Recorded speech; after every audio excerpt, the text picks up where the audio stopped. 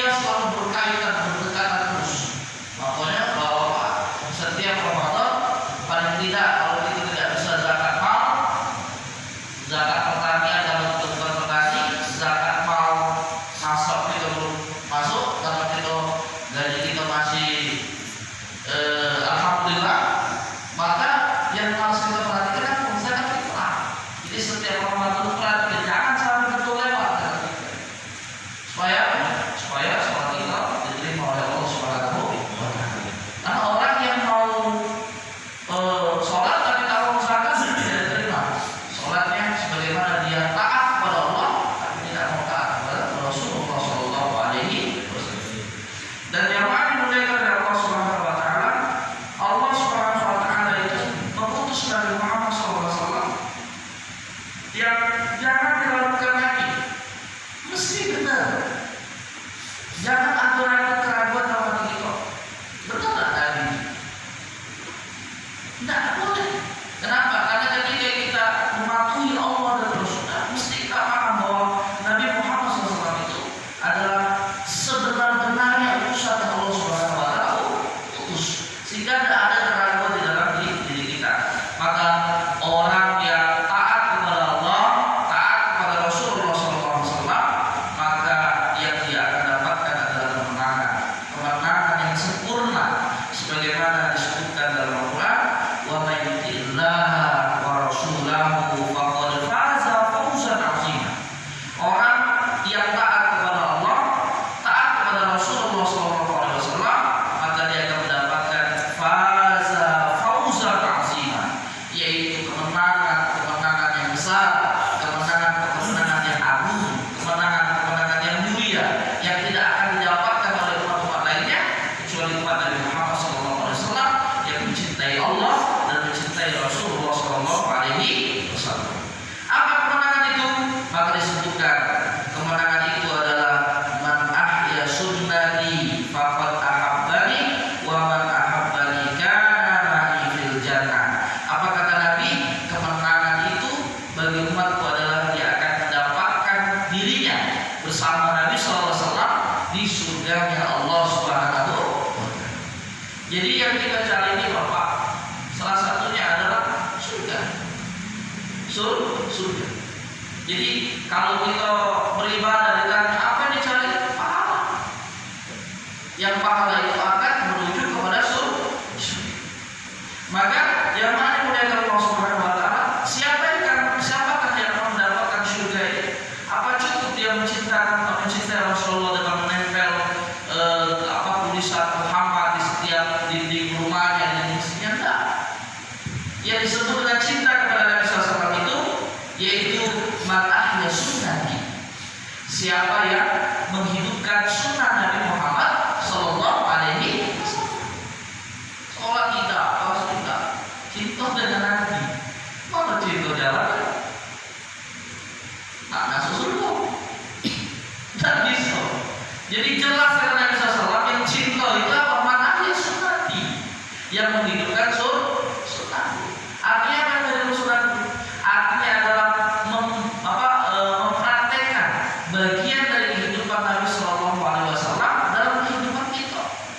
Jangan tahu poligami baik, poligami sunnah, yang lain tidak sunnah, atau yang lain susah, suka dilakukan tidak. Dari hal terkecil, apa itu?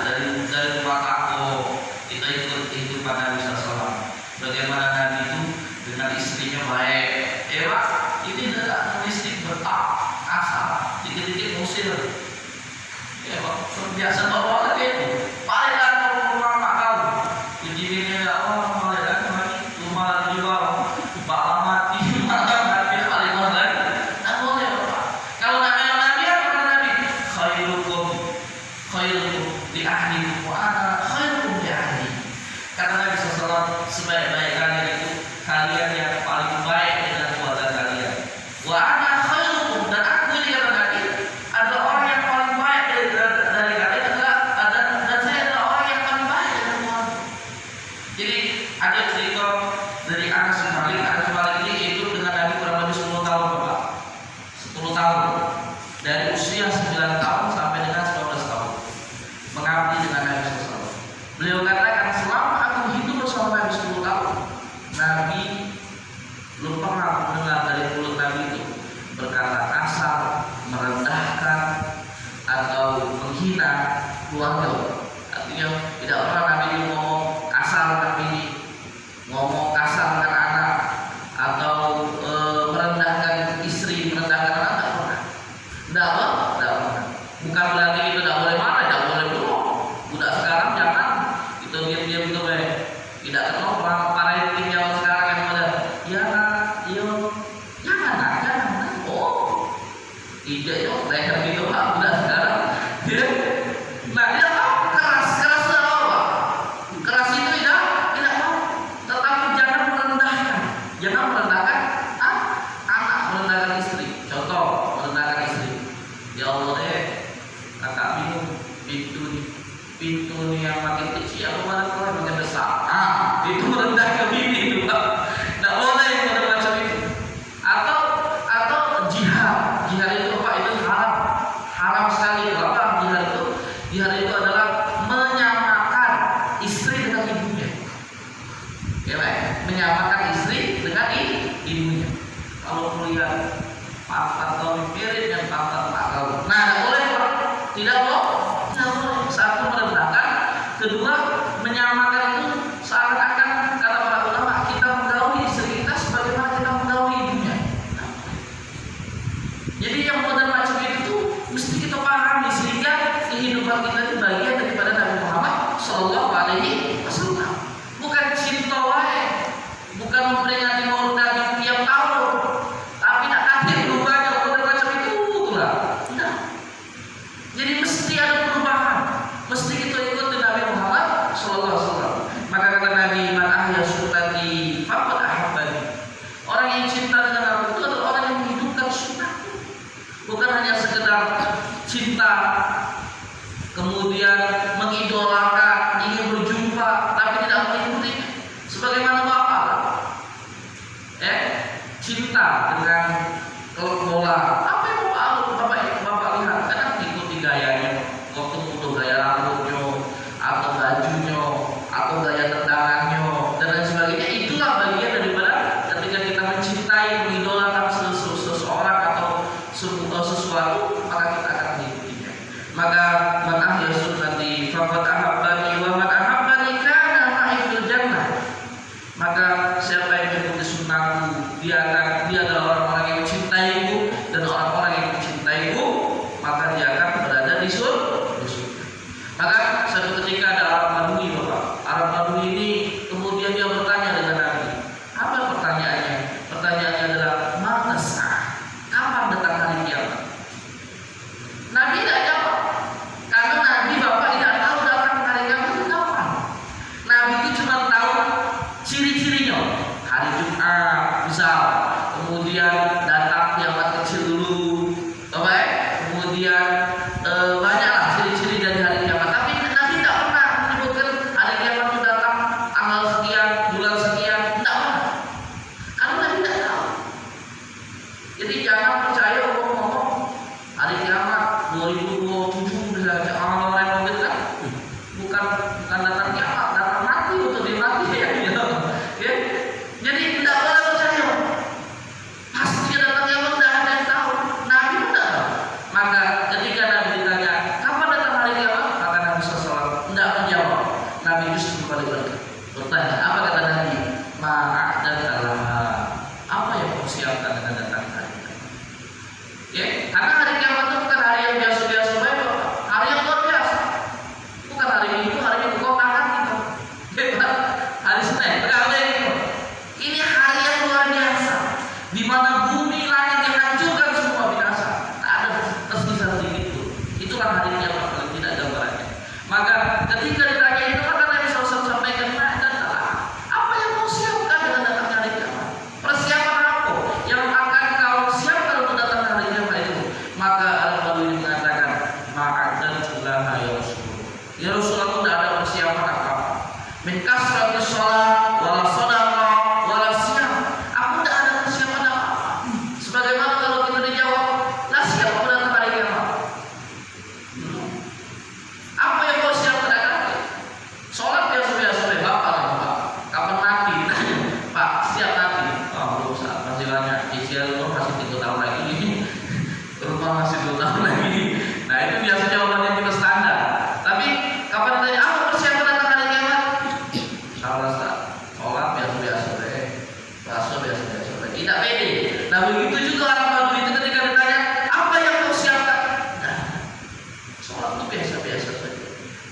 puasaku biasa-biasa saja, kemudian zakatku biasa-biasa saja, sedekahku biasa saja. Ghairu adil, tapi satu yang kusiapkan, tapi satu yang kumiliki. Kata Rabbul apa? Uhibbullah wa uhibbu Rasul. Tapi satu yang kumiliki, cintanya kepada Allah dan cinta kepada Rasulullah Sallallahu Alaihi Wasallam. Maka ketika dijawab demikian, maka Nabi SAW tersenyum. Kemudian Nabi berkata, anta ma'aman ahbabta. Kalau begitu kau akan dikumpulkan bersama orang-orang yang kau cintai. Begitu juga hadis Nabi SAW ini. Apa kata Nabi SAW? Karena na'i fil jannah. Kalau kau menghidupkan sunnahku berarti kau mencintaiku. Kalau kau mencintaiku, maka pastikan kata Nabi SAW, kau akan bersama di surganya Allah Subhanahu wa Ta'ala. Jadi Bapak, mesti kita akan masuk surga. Itulah hebatnya umat Nabi Muhammad. Mesti kita berdosa, mesti kita melakukan kesalahan dan lain sebagainya, tetap kita masuk surga. Itu bedanya kita dengan umat lainnya. Walaupun kita berdosa, kita tetap masuk surga. Walaupun dimasuk dulu ke neraka, surga dikit lah, jangan dibersihkan dulu baru dimasukkan ke surga. Tapi dipastikan umat Nabi Muhammad akan masuk surga. Walaupun dia akan melewati proses yang panjang di neraka itu, tapi tetap dia akan masuk surga. Itu hebatnya umat Nabi Muhammad. Maka kenapa kita sering berangan-angan masuk surga? Apa sifat surga itu, Pak? Maka disebutkan dalam Al-Quran, yaitu lahum fiha fakihatun wa lahum ma yad'un. Sifat surga itu apa? Biar Bapak termotivasi dengan surga itu, maka disebutkan dalam Al-Quran surat Yasin, lahum fiha fakihatun wa lahum ma yad'un. Apa itu? Yaitu lahum fiha fakihatun. Di surga itu Bapak akan banyak buah-buahan. Kenapa kata para ulama disebutkan buah-buahan? Buah-buahan ini menggambarkan kegembiraan, sukacita. Bapak pelatih lagi model-model buah-buahan macam ini Bapak. Dia ada pantai, paling dua-duanya jauh budak main gitu. Lalu, ya ada yang kita tak pernah, tidak dulu. Karena kalau nggak ada lagi yang awal budak, baru turun gitu. Apalagi model dulu kayak mau malasnya. Ke kolam renang dulu ya, kopi, ada kopi dari jalan.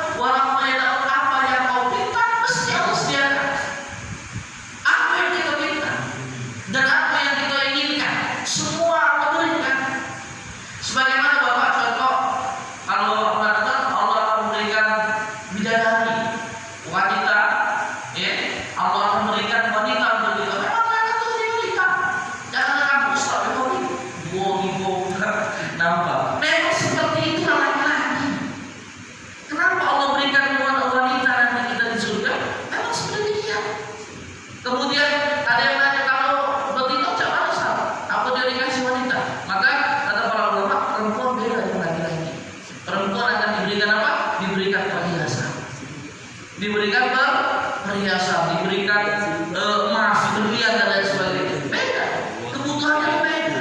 Maka Allah akan berikan itu. Kemudian apa lagi sifat surga itu? La khaufun alaihim, tidak ada rasa takut di dalamnya. Wala hum yahzanun, tidak ada pula kesedihan di dalamnya. Beda dengan dunia, Bapak. Di dunia ini banyak susahnya kok, banyaklah salahnya, banyaklah sakit hatinya, banyaklah takutnya, itu disuruh. Sebanyak apapun duit kita, Bapak, Allah akan kasih rasa takut, Allah akan kasih rasa sedih, Allah akan kasih rasa was-was. Itu di dunia, tapi di surga tidak.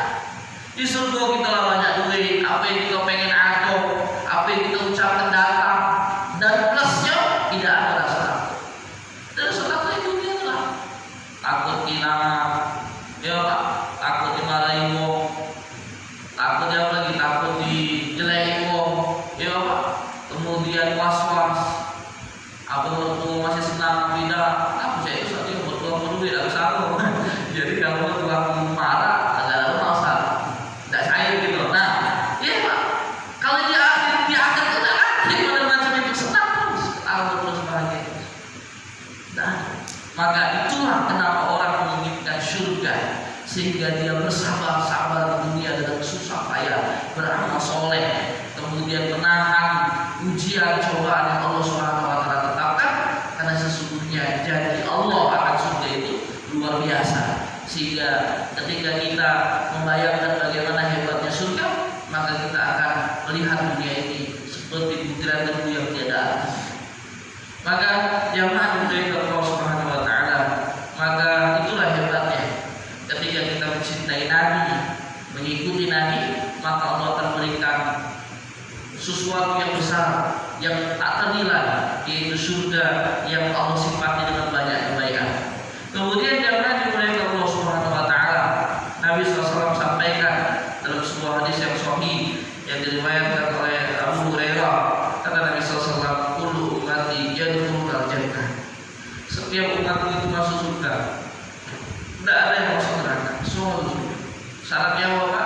Syaratnya adalah tadi, yaitu dia mesti taat kepada Allah, taat kepada Rasul, wala yusyrik bi ibadati ahad, dan dia tidak boleh syirik kepada selain Allah Subhanahu wa taala. Jadi orang syirik itu apa? Yadkhulun nar, dia akan masuk neraka, khalidina fiha, dia akan masuk neraka dan kekal di dalamnya. Jadi syirik ini mesti ada. Apa syirik itu banyak apa zaman sekarang? Cek modal. Nah, cek modal itu syirik Pak. Tidak tamat dengan awal yang Ariansa, modal singa. Percaya Allah. Apa kita percaya syirik teman? Syirik. Contoh apa lagi Bapak? Berdagang, tujuan tak sukatan, cuma tuh nyebrang pulau ke jauh. Kita tuh bahasanya ini tak cek Pak. Kita tuh tidak apa, cuma syariat. Syariatnya bahasanya bahasa yang lain Bapak. Datang sama nyari apa penglaris. Yang kita tahu hati-hati. Makanya perlunya kita tuh ngaji itu Pak, biar kita tidak kemudi. Apa pikir berjago? Ini ada berjago dulu Pak. Kami itu berjago itu Pak. Kamu berjago itu. Nah di Jawa Pak, kami di Banten. Walau malam di daerah. Di Banten tuh Pak. Jangan pikir Bapak pikir kiai apa dukun tuh pakai pakaian hitam-hitam, pakai alis hitam sehingga kita serang. Oh tidak. Dukun-dukun di sana tuh Pak pakai baju putih, tasbih besar-besar ini. Iya Pak, wangi, pakai imamah, puji kita, kiai itu. Kalau mau cari kiai, tapi balik ya kita dikasih jadi baca, ya dimasuk ke air, jadi siram-siram tempat kamu jualan. Tiga dalam kuburan ini, modal macam syirik Pak. Makanya perlunya kita menuntut ilmu. Alhamdulillah, Allah berikan kita hidayah sehingga kita tercobok di sini, kita tahu agar kita tidak mudah terpuji. Bapak jangan pikir di sana tuh mau dukun kita nak naik ke rumah indah. Pakai ustaz, dosa itu semua. Karena ustaz tadi udah kalau ustaz gitu. Nah, jadi kalau macam itu. Nah, ketika kita mengalis, ustaz aku tidak berdagang, cuma ngambil penghasilan, ada juga penghasilan, sehingga untuk kasih terus begitu. Ada yang macam itu. Ada yang lama lebih ini nyari apa namanya itu, supaya tarik jodoh tuh ada itu. Nah, yang model gawe macam itu, ketika dia mati tidak bertobat, khalidina fiha, dia akan masuk neraka dan kekal.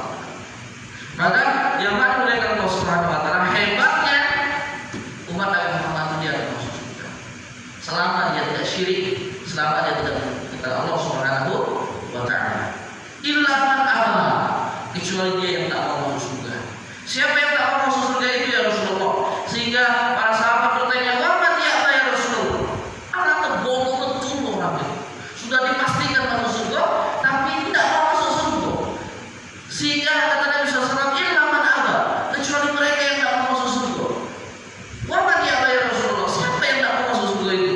Maka kata Nabi SAW, "Wa man ata'ani," siapa yang mengikutiku, yang taat kepadaku, dakhulul jannah, dia akan masuk surga. Wa man asani, dan siapa yang tidak mau mengikutiku, faqad aba, dia tidak akan masuk surga. Maka dia termasuk orang-orang yang tidak mau masuk. Jadi tugas kita nih Bapak mengikuti Nabi, ikutilah Nabi. Tidak ada salah. Bapak pikir apa kekurangan Nabi sehingga kita tidak mengikuti Nabi? Itu tidak ada. Semua baik dari Nabi. Tidak ada sedikit pun kekurangan Nabi sehingga kita kecuali ketika kita mendapatkan kata-kata syubhat, sesuatu yang membingungkan. Nabi itu tentang kajian yang mau kecuali Bapak kawin begini 13, jangan kau sambung ke kawin dengan Nabi. Kau ini sih kau berkualahan Nabi beda. Nabi itu kuat Bapak. Maka kata Anas Malik, apa Nabi ketika ditanya apa Nabi itu, bagaimana Nabi itu? 3 kata Anas Malik. 1, aqwa dan kas. Nabi itu kuat. Itu kalau tak kuat, minum obat kuat tuh, minum jamu banyak, minum madu banyak. Nabi tidak perlu. Nabi itu Bapak kekuatannya itu setara dengan 40 kekuatan laki-laki biasa. Apa aja tuh Nabi banyak ini. Dan pengecualian bagi Nabi SAW itu memiliki istri 13 dalam sekaligus 10 kecualian. Tidak boleh kita punya istri 13, tidak boleh. Kita hanya boleh punya istri 4. Lewat dari situ cerai ke ganti bini baru boleh. Tapi memiliki istri lebih dari 4 dalam waktu sekaligus tidak boleh. Itu hanya pengecualian untuk Nabi Muhammad Sallallahu Alaihi Wasallam. Jadi kalau ada orang Nabi itu memang kaji ini, iya jangan sama kan? Nabi itu punya kekuatan yang lebih hebat daripada kekuatan manusia, umat manusia yang lain, sehingga Allah berikan keistimewaan. Nah kemudian apa lagi? Kata Rasul, Nabi itu ajmalan nas. Nabi itu paling sempurna penciptaannya, sehingga Nabi SAW itu memiliki wajah yang ganteng. Nabi mesti ganteng Bapak. Tidak ada sejarahnya Nabi itu jelek, tidak ada. Bapak lihat mulai dari Nabi Adam sampai dengan Nabi Muhammad SAW, tidak ada satupun Nabi yang jelek. Model kita jadi Nabi belum pernah lihat itu ya. Nabi kayak ini, ya tidak boleh. Nabi itu mesti ganteng. Sehingga ketika Anas ditanya bagaimana Nabi, Nabi itu, Bapak dan tahu ketika anak ditanya bagaimana Nabi, jawab, Nabi itu satu, dia punya kulitnya tidak hitam tidak putih. Itu kan kadang lewat lah, hitamnya putihnya. Nabi tidak biasa. Kemudian apa lagi? Nabi itu tingginya tidak tinggi tidak pula pendek, sedang-sedang saja. Kemudian apa lagi? Nabi itu punya rambutnya sebahu, tidak pula keriting, tidak pula lurus, jalannya tegap, jalannya penuh dengan kepastian.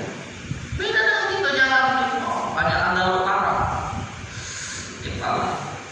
Nah, penting terus juga kita kalau Nabi tidak pasti juga, tidak ada kelompok-kelompok.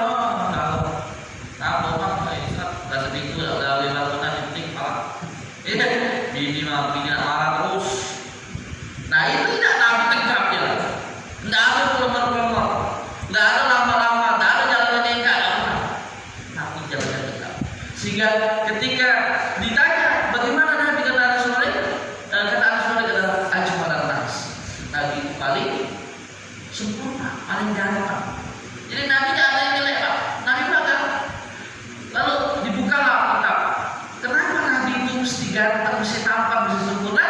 Maka kata para ulama, kalau Nabi diciptakan tidak sempurna, artinya ada kekurangan dan sebagainya, dia akan terlemahkan dengan itu, sehingga orang akan mudah merendahkan dan sebagainya, sehingga tidak ada satupun Nabi yang kalau utus bermuka di bawah sandal, mesti belakang. Nah, ini kunci kaidah supaya kita tidak mudah-mudah punya pemikiran bahwa aduh datang aku Nabi Buddha percaya tidak. Kalau raihnya mudah macam kita sudah tinggal bukan Nabi. Kamu tidak ada lagi Nabi, orang yang paling ganteng lewatnya Nabi Muhammad SAW. Dan Nabi itu adalah Nabi terakhir. Maka di akhir kajian ini kita tutup dengan firman Allah Subhanahu Wa Taala. Allah Subhanahu Wa Taala katakan, "Qul in kuntum tuhibbunallah fattabi'uni yuhibbukumullah wa yaghfir lakum dzunubakum wallahu ghafurur rahim." Yaitu ketika Allah, ketika kau mencintai, katakan Muhammad. Jadi Allah suruh sampaikan kepada mereka, kepada kita dengan mengatakan kepada Muhammad, "Qul in kuntum tuhibbunallah." Sampaikan kepada mereka, kalau mereka mencintai Allah Subhanahu Wa Taala, fattabi'uni, ikutilah. Itu ikut Nabi Muhammad Sallallahu Alaihi Wasallam. Yuhibbukumullah, maka Allah akan mencintainya. Wa yaghfir lakum, juga Allah akan mengampuni dosa kalian, dosa kita. Kemudian wallahu ghafurur rahim, sesungguhnya Allah Maha dan lagi Maha Penyayang. Maka jamaah yang dimuliakan Allah Subhanahu Wa Taala, maka semoga kita semakin hari bertambah cinta kita kepada Allah dan Rasulnya, sehingga kelak kita akan dikumpulkan bersama di surga Allah Subhanahu Wa Taala. Dan semoga Allah memudahkan urusan kita dari urusan dunia dan urusan akhirat kita. Amin ya rabbal alamin. Al-Fatihah. A'udzu billahi minasyaitonir rajim. Bismillahirrahmanirrahim. Alhamdulillahirabbil alamin arrahmanir rahim maliki yaumiddin. Iyyaka na'budu wa iyyaka nasta'in. Shiratal mustaqim. Shiratal ladzina an'amta 'alaihim ghairil maghdubi 'alaihim waladdallin. A'udzu billahi minasyaitonir rajim. Bismillahirrahmanirrahim. Alhamdulillahirabbil alamin. Hamdan lillahi